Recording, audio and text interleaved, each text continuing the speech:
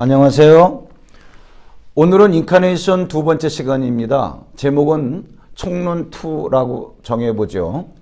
총론이라고 하는 것은 인카네이션, 즉 하나님의 말씀을 우리들의 삶에 적용해서 말씀이 우리들 삶 가운데서 믿음으로 구체화돼서 나타나게 되는 것, 이런 것들을 이루어내기 위한 기본적인 영적 원리를 우리가 총론이라고 합니다.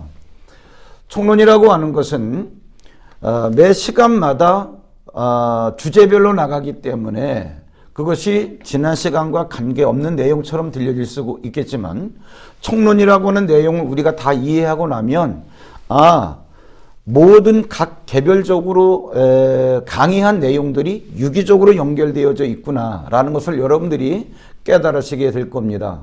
그럼 오늘은 지난 시간과 독립된 주제를 가지고, 지난 시간에는 인카네이션이란 무엇인가 정의에 대해서 말씀을 드렸다면, 오늘은 또 새로운 주제, 성도의 신분에 대해서, 도대체 예수를 믿는 나는 누군가, 이 주제를 갖고 말씀을 다루도록 하겠습니다. 이것은 구원론으로 가면은 아주 중요한 내용 가운데 한 부분인데, 오늘은 인카네이션에 국한돼서 말씀을 드리도록 하겠습니다. 먼저 오늘 우리가 함께 나눠야 될 말씀, 예수를 믿는 나는 누군가. 나라고 하는 자는 약속을 따라 태어났다라는 거예요. 우리가 눈으로 볼 때는 모든 사람들이 다 눈 두 개, 코 하나, 입 하나, 다 이렇게 동일한 육체를 갖고 살아가기 때문에 사람은 다 똑같은 사람처럼 생각되어질 수 있지만, 영적인 세계에서 하나님께서 생각하시는, 또 하나님께서 바라보시는 사람에는 두 종류가 있습니다.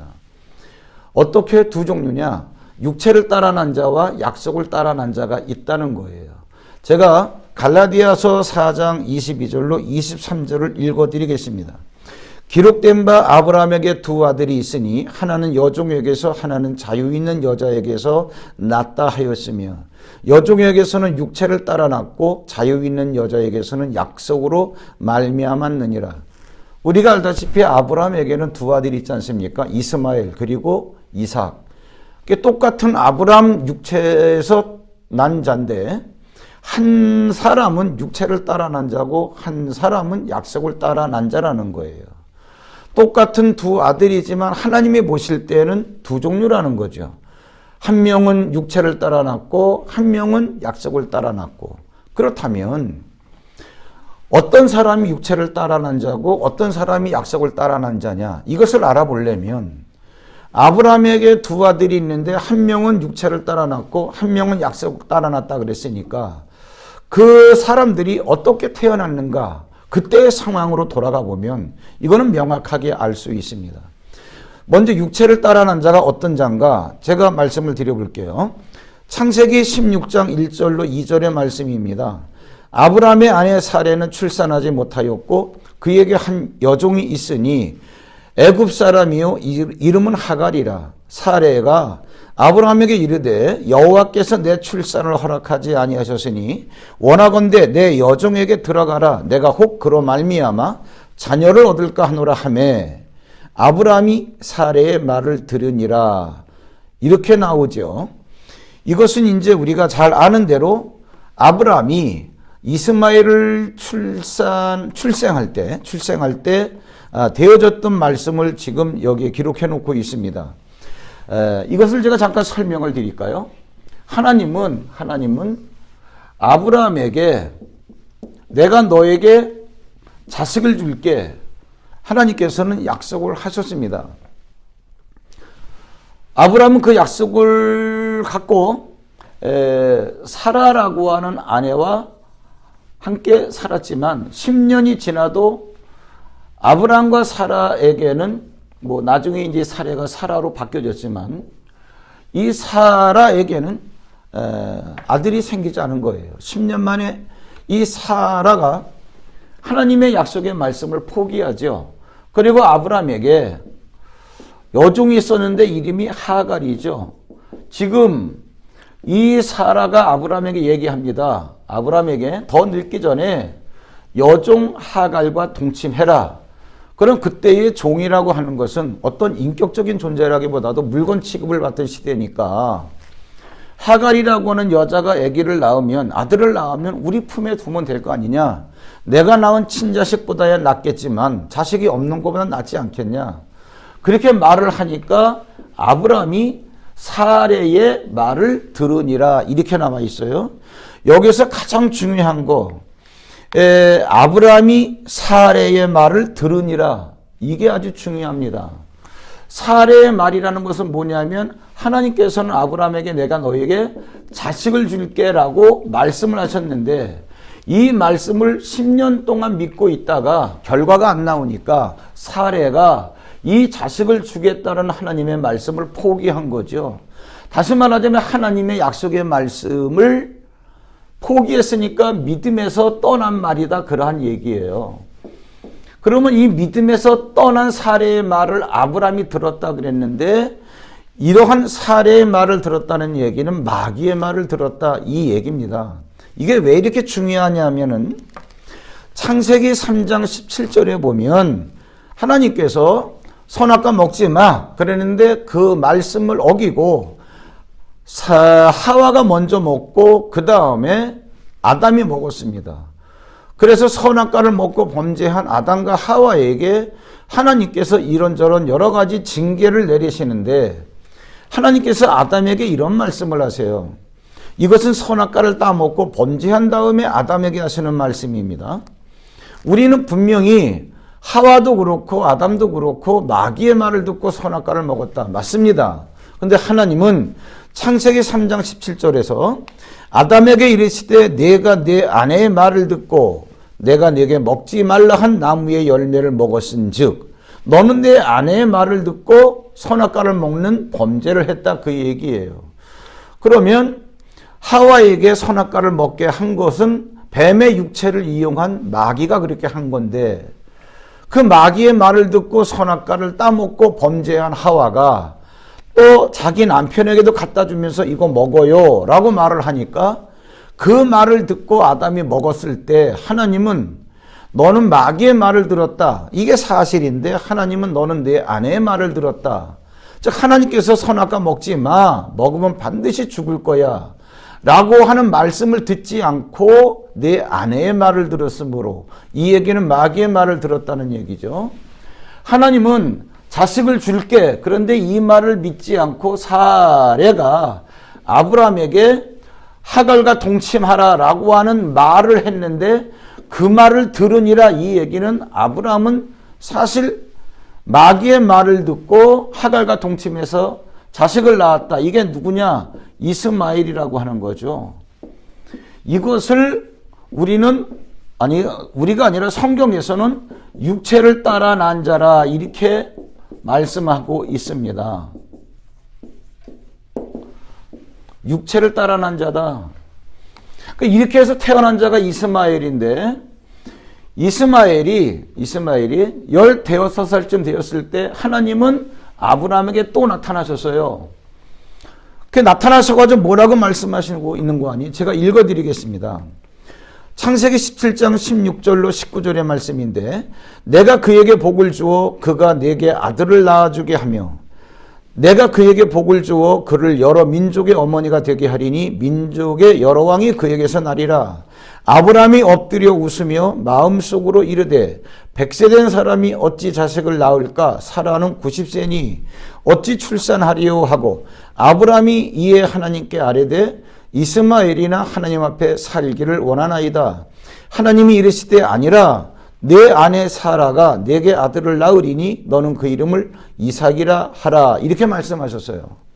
여기에서 우리가 중요하게 생각하는 말씀은 뭐냐 하면은, 하나님께서 아브라함을 찾아오셔서 내가 내 아내 사라에게 너의 아들을 낳아주게 하겠다 이렇게 말씀하셨죠. 그러니까 그랬을 때 아브라함은 말씀하시는 하나님 앞에서 엎드려서 웃었다는 거예요. 하나님 앞에 정면으로 바라보고 웃다가는 야단 맞을 테니까 하도 믿기지 않으니까 엎드려서 웃었다. 이 얘기는 하나님께서 사례를 통해서 너의 자식을 낳게 해주겠다는 말씀을 믿지 않았다는 얘기죠. 그러면서 뭐라 그러는 거 아니? 이왕 낳은 이스마엘이면 됐습니다. 얘나 잘 크기를 원합니다. 그래도 하나님께서 아니야. 내가 지금 말한 대로 사라에게서 내 자식을 낳게 해줄게. 그러니까 정말 아브라함과 사라는 믿지 않았지만 1년 지난 다음에 이들이 자식을 낳았는데 그가 누구냐? 이삭이라는 거죠. 이것을 갈라디아 4장에서는 뭐라 그러느냐? 약속을 따라 난 자라 이렇게 얘기하고 있어요.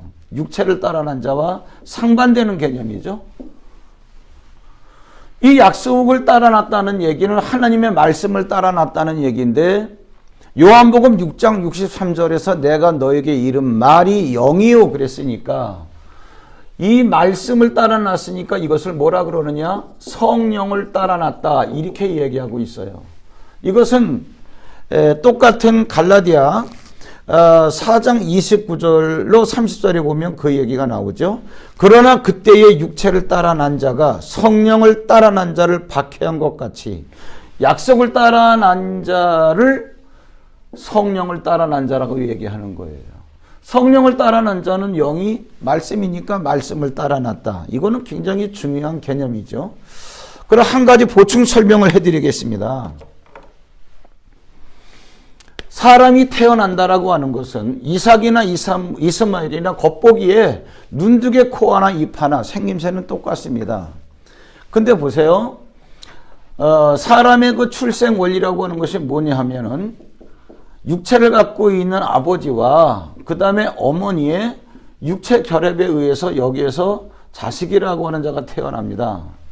그러면 남자와 여자의 육체 관계, 정자와 난자가 만나면 그러한 생물학적 원리에 의해서 특별한 이성이 없는 한 자녀가 태어나는 것은 이거는 우리가 세상을 살면서 경험하는 이치입니다. 문제는 뭐냐 하면은 이 둘이 관계를 맺을 때 이 둘의 그러한 관계를 맺게 하는 영적 동기가 무엇이었냐 그러한 이야기예요. 눈으로는 보이지 않지만 또 우리의 이성으로도 분별할 수 없지만 아브라함이 하갈과 동침한 것은 마귀의 말을 듣고 비롯된 행동이었다 그랬으니까 마귀의 영의 의도에 의해서 두 사람의 관계가 맺어졌다면 그를 통해서 출산된 이 자녀는 육체를 따라 난 자가 되는 거고요. 만약에 하나님의 말씀에 의해서 아브라함이 믿지 않건 간에 하나님께서 내가 너에게 자식을 낳게 해줄게 사례로 말미암아 이 약속을 주셨기 때문에 그 말씀 하나님의 영의 영향을 받아서 두 사람이 관계를 맺어서 자녀가 태어났다면 그는 약속을 따라 태어난 자라는 거죠. 이렇게 비유를 드릴까요?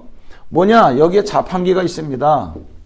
그러면 여기에 500원짜리 코인을 넣으면은 여기에서 캔이 하나 나오게 돼 있어요. 그런데 만약에 여기에 넣는 코인, 이 동전이 도둑질한 돈이다. 그럼 캔이 안 나올까요? 그래도 나옵니다. 근데 만약에 성실하게 일해서 번 돈으로 만약에 넣었다. 그럼 두 개가 나올까요? 그래도 하나 나옵니다. 그래서 도둑질한 돈이든 아니면은 정직한 돈이든 간에 코인을 넣으면 캔은 나오게 돼 있어요. 무슨 얘기를 하려고 그러느냐?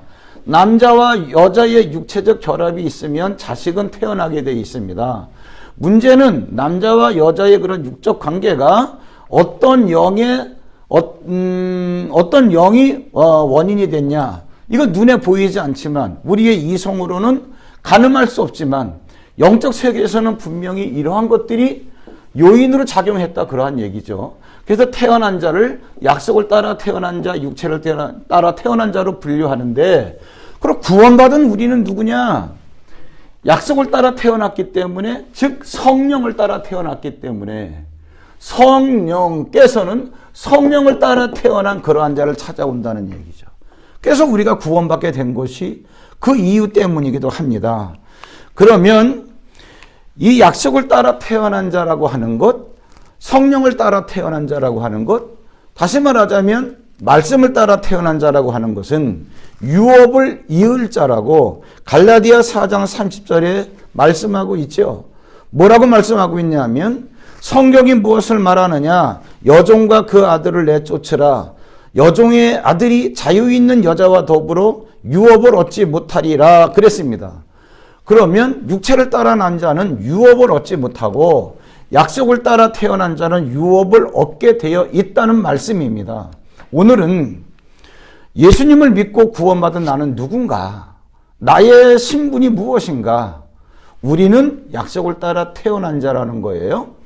그래서 구원을 받는 결과도 주어졌다는 거예요. 이것이 왜 이렇게 중요하냐? 지난 시간에 말씀드렸던 인카네이션의 정의, 그것과 연결돼서 다음 시간에 우리가 함께 나눌 그러한 말씀을 성취해내는 천사들과 연결시킬 때 이것은 우리가 살아가는 이 땅에서 엄청난 믿음의 생활을 하는 그러한 기초가 됩니다. 오늘은 여기까지, 즉 나는 누군가? 즉 예수 믿고 구원받은 나는 누군가? 약속을 따라 태어난 자, 즉 성령을 따라 태어난 자, 말씀을 따라 태어난 자, 그렇기 때문에 유업을 얻을 자라는 것입니다. 오늘은 여기까지만 말씀을 드리겠습니다. 고맙습니다.